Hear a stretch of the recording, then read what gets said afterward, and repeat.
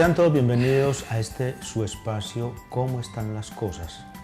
Recuerde que es un espacio a través del cual queremos hacer pedagogía, queremos darle a conocer a toda la comunidad sobre todos los aspectos que rigen nuestra sociedad y también en lo personal. Bueno, soy Leonardo Fabio Agudelo Castaño, abogado, especialista en gestión pública, y hoy de nuevo me acompaña, gracias por la presencia del abogado también Falminson Castillón Incapié, una persona ya de conocida data en el municipio por su profesión como abogado. Buenas, ¿cómo está usted, señor abogado? Muy bien, Leonardo, muchas gracias. Muy contento de estar nuevamente en este programa transmitiendo un poquito nuestros conocimientos a la querida comunidad guarneña. Bueno, a ver, yo pienso que amerita seguir conociendo el tema lo que es las pensiones y lo que es toda la seguridad social, y hoy vamos a seguir precisamente con la pensión familiar.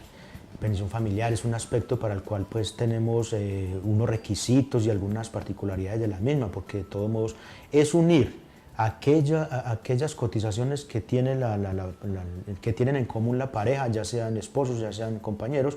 Entonces de eso vamos a tratar en el día de hoy. Es un tema muy interesante, espero que sea de su agrado. A ver entonces, señor Falminson, ¿en qué consiste la pensión familiar y desde cuándo existe en Colombia?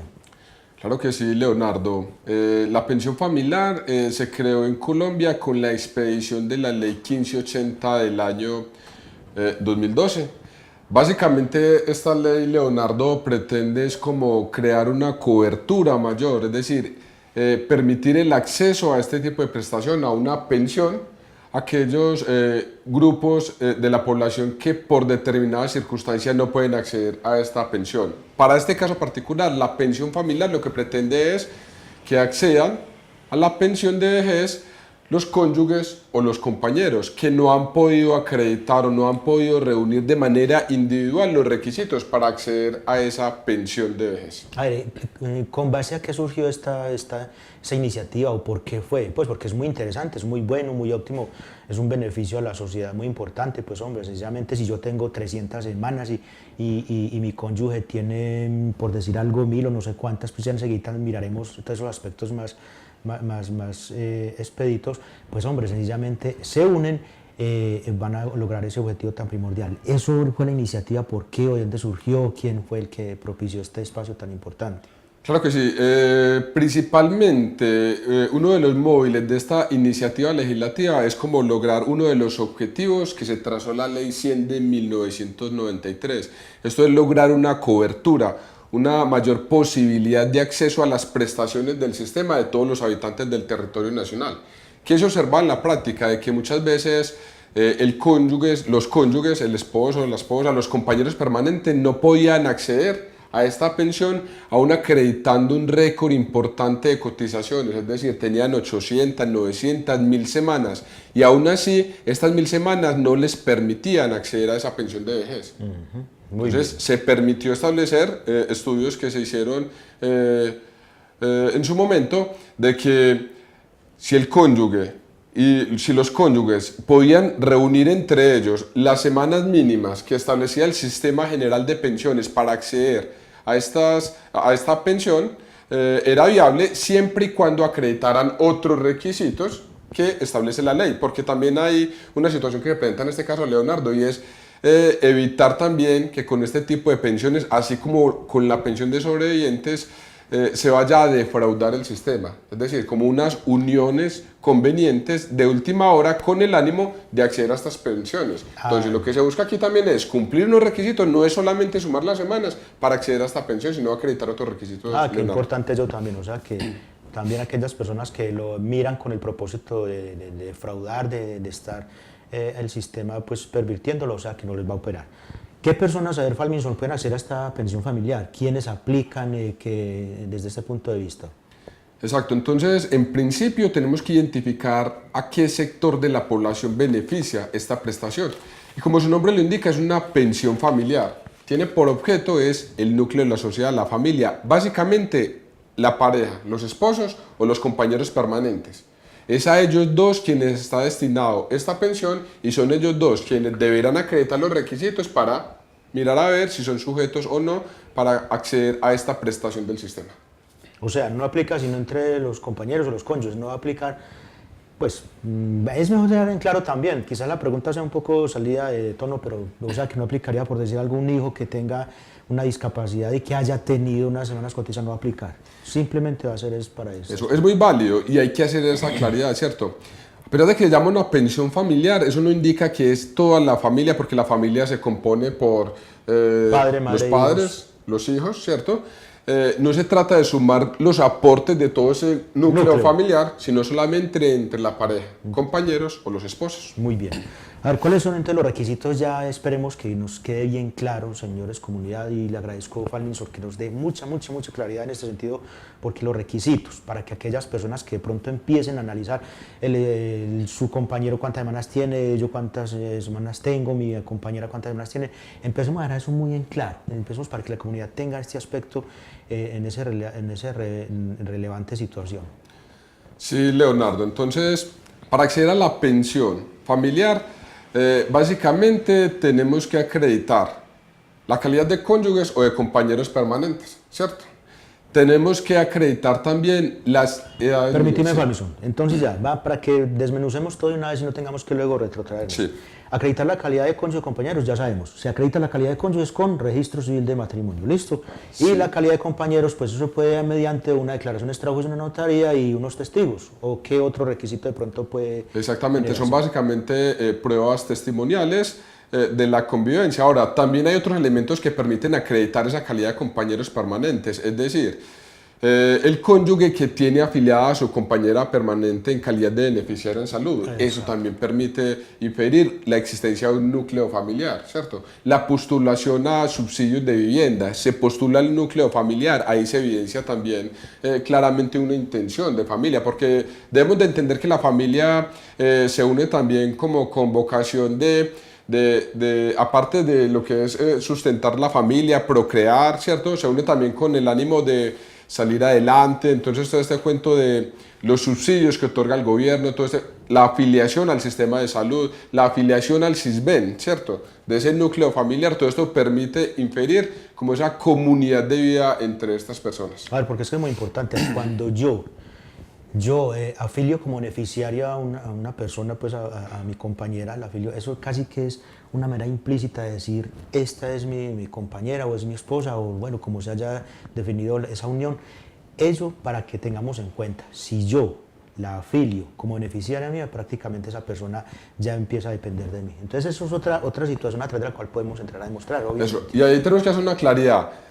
El hecho aislado de uno afiliar a una persona al sistema de salud como beneficiaria no hace presumir la existencia de una comunidad de vida. ¿Por qué? Suele suceder mucho, como habíamos hablado en temas pasados, de que una pareja de esposos se separa, llámese el esposo se va a convivir con otra persona, es decir, inicia una relación de compañeros permanentes y 5 años después aún conserva afiliada como su beneficiaria a la cónyuge. ¿Cierto? Entonces son situaciones que se tienen que analizar en cada caso concreto. Exactamente. Entonces lo debemos de dejar en claro también. Bueno, entonces todo es muy puntual. A ver, otro requisito, pues el segundo requisito, a ver, las edades, a ver, Falminsor. Las edades, ¿cierto? Tenemos que ser muy claro con este requisito. Esta pensión familiar no permite anticipar la pensión de vejez.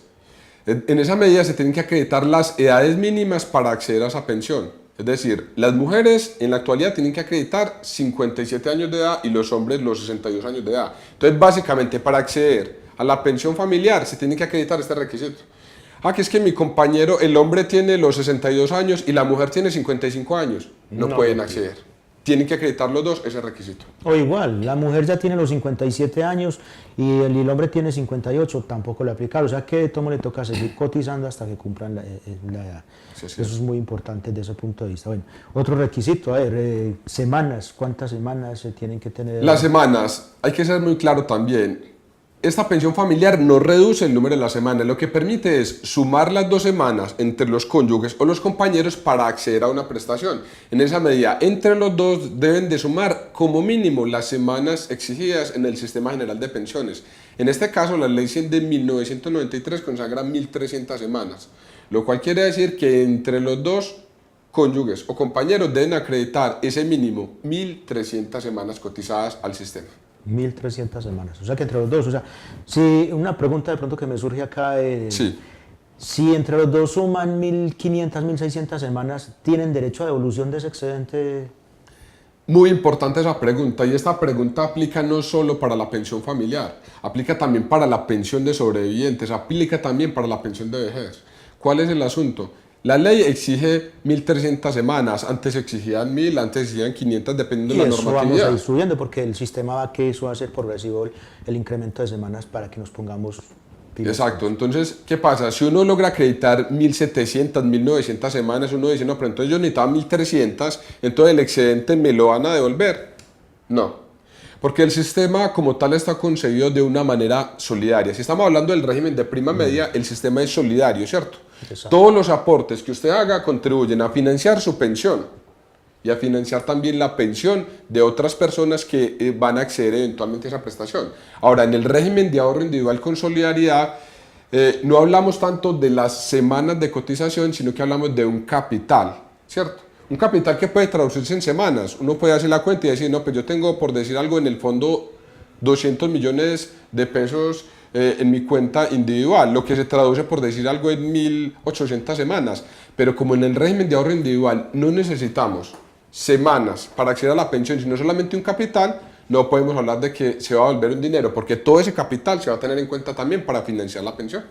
Bueno, muy bien, entonces miren, eso es importante también, que ya entran a una sola bolsa todas estas semanas que los dos junten y se vuelven en un solo patrimonio ahí prácticamente. A ver, ¿qué se deben acreditar por los cónyuges o los compañeros permanentes? Por lo que usted decía ahorita precisamente, hombre, se juntan hay veces con el propósito de defraudar el sistema, porque sí, ¿verdad? Entonces, quizás digan, uy, no, ¿cuántas semanas tenés vos? Y la otra muchacha dice, no, tanto. Entonces, no es eso, es simplemente también cumplir, porque lo importante aquí es, pienso yo, que es proteger el núcleo familiar, es dar unas garantías, unos medios de subsistencia para el núcleo familiar. Entonces, con base a esa situación, son los requisitos para que se configure? Claro, con respecto a la convivencia, uno de los requisitos es que los cónyuges o los compañeros tienen que acreditar que han convivido por lo menos 5 años antes de cumplir los 55 años de edad. Y esto es muy importante, ¿por qué? Porque lo que se busca con este requisito es evitar esas convivencias de última hora, por conveniencia, básicamente para acceder a esa pensión.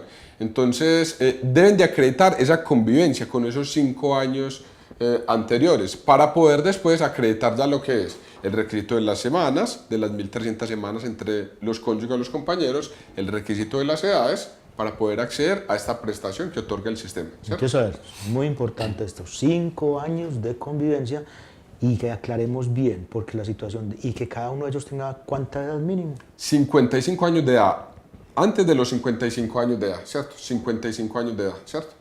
Si por decir algo el hombre tiene 57 años, 58 y ya se quería unir a una mujer de 54 años, entonces no aplicaría.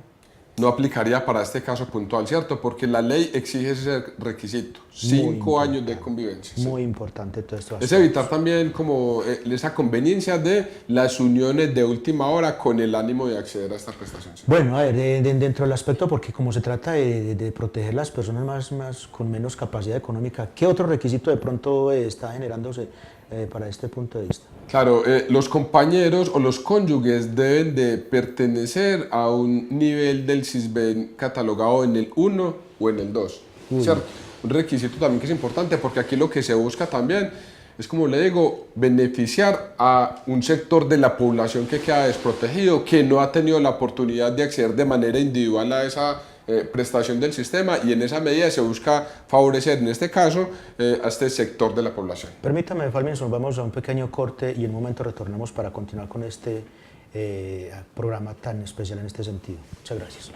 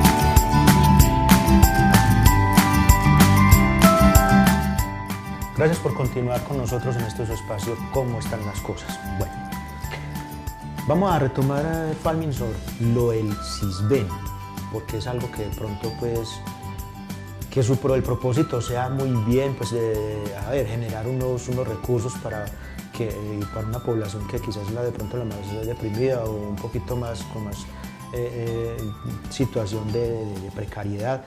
Pero entonces, cuéntenos, retomemos bien eso. ¿Solamente aplica para niveles 1 y 2?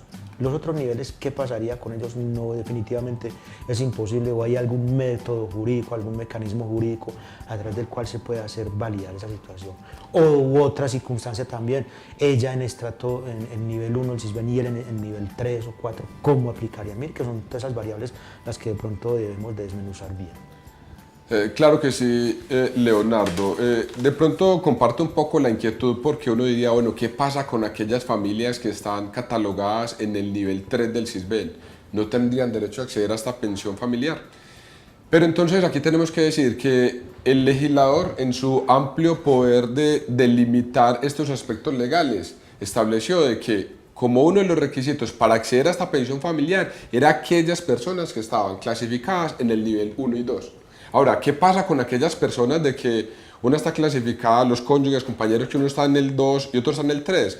Pues decimos que al pertenecer en un núcleo familiar, al habitar en un mismo núcleo familiar, básicamente tendrán que tener la misma clasificación del CISBEN, ¿cierto? O mirar la forma para acomodar ese CISBEN, que los dos estén en el mismo rango, ¿cierto? Sí, eso se aclara, ahí pido disculpas porque sí aclara mucho la pregunta, pero obviamente si es un núcleo familiar, pues obviamente a que los dos los ampara, o sea. Eso, pero pueden darse el caso, pueden darle que cuando vengan, por ejemplo, a convivir dos compañeros, uno venga con un nivel 3, otro venga con el nivel 2, y cuando ya inicien su vida común, ¿cierto? Ya ahí se tiene que reclasificar. El sistema lo va a absorber por el que más puntaje tenga. Entonces ahí se va a ir al 3, que sería la situación. Bueno, entonces, o sea que es lamentable también, pues, porque no cobija, pues, a toda esta población.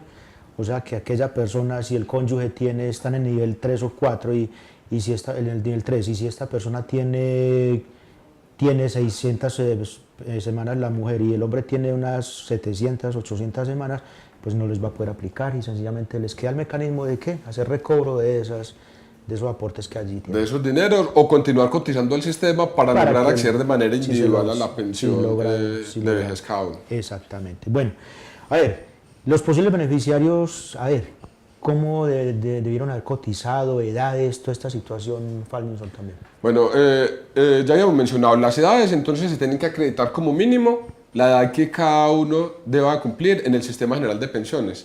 Las mujeres, 57 años, los hombres, 62 años. Pero hay un requisito adicional con respecto a las semanas de cotización. Se debe acreditar un porcentaje a los 45 años de edad. Cada uno de los cónyuges o de los compañeros debe acreditar como mínimo el 25% de las semanas que se exigen para acceder a la pensión en el sistema al cual se encuentran afiliados. Es decir, si las semanas fueran 1000 semanas de cotización para acceder a la pensión de vejez, cada uno de los compañeros debe acreditar 250 semanas a los 45 años de edad, ¿cierto? Porque esta pensión no se trata de que, se trata de sumar las semanas cotizadas, no se trata de que un compañero tenga, por ejemplo, 1200 semanas y la otra va a aportar las 100 semanas que tengan. La ley, esas diferencias es lo que no quiso pretender sumar para llegar a esta pensión, sino que como mínimo estos requisitos, las edades, las cotizaciones entre los dos y el 45% de las cotizaciones, el 25, perdón, a los 45 años de edad de cada uno de ellos. Pero entonces que sumado 25-25, como mínimo tendrían que ajustar las dos personas 500 semanas. Quede muy en claro eso, 500 semanas tienen que haber ajustado las dos personas antes, o sea, si a los 45 años no alcanzó a ajustar las 250 semanas uno de los dos, se perdió el beneficio. Miren que de todos modos todo esto tiene mucho de largo y ancho para que de pronto no... Muy bueno hacer cuentas alegres, pero si no se pueden hacer, pues no se pueden hacer. El sistema es así, quizás para algunas personas sea perverso, quizás para algunas personas sea benévolo, pero lex dura lex. ¿Cuáles son las edades mínimas para acceder a la pensión familiar, hombre Falminson? Sí, serían entonces en la actualidad tenemos, lo que aplica es 57 años de edad para las mujeres, 62 años de edad para los hombres. A ver, Falminson, yo creo que la pregunta cae. dentro de usted, pues que es el que maneja esta parte de seguridad y todo esto, ¿para cuándo de pronto piensan incrementar? ¿O hay algún proyecto de ley o de alguna situación donde se piense de pronto ampliar más? O sea, estas semanas de cotización, ¿se tiene algún proyecto? Por el momento podemos estar tranquilos en este sentido. No, el asunto, le planteo Leonardo, es muy preocupante. Hace poco estaba en una conferencia que estaban dando, se empiezan a sentir las voces que solicitan unos incrementos o unas modificaciones en los requisitos para acceder a la pensión de vejez, para acceder a la pensión de sobrevivientes. Los fondos privados están gestando como en alguna medida estos cambios, básicamente como un pequeño brochazo de lo que eventualmente se está tratando como de, no es un proyecto de ley, pero son unos cambios que se están tratando de gestar, es subir las edades de pensión a 67 años de edad. La pensión de sobrevivientes que accede una persona por la muerte del cónyuge pensionado, están planteando reducirla al 50%, es decir, si el pensionado accedía a 737.000 pesos de la pensión, están con la idea de que si el pensionado fallece, quien va a acceder a esa pensión, llámese los hijos, llámese la cónyuge, que accedan a 387.000 pesos. Es en alguna medida muy preocupante lo que se está pretendiendo ahorita con estas reformas pensionales. De esos aspectos ya también tan negativos, pues también vamos a hablar acá posteriormente, porque también es dar a conocer a la comunidad toda esta perversidad también de estas personas que quizás quieren simplemente estarse a toda hora beneficiando a costillas de los demás. Muy coloquial el lenguaje, pero esa es la realidad. Bueno, Falmison, ¿cuánto es la cuantía en la que se reconoce la pensión familiar? O sea, eso también incide de acuerdo al momento en que estuvo cotizando las últimas mesadas, como se dice, o hay alguna norma que sea rígida y diga no es solamente este porcentaje. Sí, tenemos que entender, la pensión de vejez, ¿cómo se reconoce? ¿Cómo se calcula? Se calcula teniendo en cuenta los ingresos bases de cotización que hizo el afiliado durante toda su vida. Esta pensión familiar como tal, al ser una especie de pensión como especial, digámoslo así, tiene también una regulación especial. Y el monto para calcular esta pensión no se rige por esos ingresos bases de cotización, sino que tiene un monto específico, el salario mínimo mensual, que está vigente para cada anualidad, es al que se va a acceder mediante esta pensión familiar. Bueno, ¿cómo se determina quién se otorga esa pensión? Es decir, él tiene 700 semanas y ella tenía las 600 y bueno, dijeron listo, ¿cómo se otorga? No hay ningún problema, o es el que mayores semanas tenga o el que menores semanas tenga. Pregunta también, de pronto si se puede suscitar durante la adjudicación posterior al beneficio que haya un conflicto entre la pareja y diga, no, es que yo entonces voy a reclamar. ¿Hay alguna procedibilidad jurídica en ese punto de vista? Sí, es muy importante lo que usted está preguntando, Leonardo, y tiene que ver con unos detalles muy puntuales. Porque decimos, bueno, es una pensión familiar, ya sabemos que les va a conceder a los cónyuges o a los compañeros, pero la pensión no va a llegar a nombre de Juan y Rosa, o de Laura y Matías. No, la pensión tiene que llegar a nombre de un titular. El titular de esa pensión, si bien es el núcleo familiar, el titular va a ser ¿quién? Del compañero, el que acredite el mayor número de semanas. Entonces, si uno tenía 900 semanas y la otra persona tenía 400, 500 semanas, la pensión va a llegar en cabeza de esta persona que reúna el mayor número de semanas. Y usted menciona otra parte muy importante, ¿qué pasa si entre la pareja surgen desavenencias, si se plantea una situación de un divorcio, de una separación? La pensión se perdería. Muy importante también tenerlo en cuenta porque la pensión no es que se vaya a extinguir, la pensión, bueno, se extinguiría en la medida en que esa pensión familiar ya no tiene lugar. Ya se entendería que transmutaría como en un beneficio económico periódico, ¿cierto? Ya cada uno de los compañeros o de los cónyuges de manera separada va a recibir el 50% de esta prestación. Muy bien, ahí es una forma de ya beneficiarse cada uno de manera indiferente. Bueno, ¿qué pasa si el titular de la pensión fallece? Bueno, si el titular de la pensión fallece, tenemos que mirar a ver si hay personas que puedan heredar esta pensión, no heredarla, beneficiarios de esta prestación. Entonces, en esa medida, el compañero o el cónyuge supérstite quedaría con la totalidad de la prestación, ¿cierto? Opera lo mismo como el sistema normalmente lo maneja. Opera lo mismo, o si hay personas beneficiarias, hijos. Igual si mueren ambos, pues obviamente los que sigan ahí de pronto La calidad de beneficiarios, quienes tengan la calidad de beneficiarios, si hay hijos inválidos, van a tener la posibilidad de acceder a esta prestación del sistema para que no se pierda, ¿cierto? ¿Cuánto tiempo eso rige esta pensión familiar? ¿Tiene alguna limitante o ya es también Vitalicia. vitalicia? Sí, sería vitalicia. Es una pensión que no tiene una limitación en el tiempo.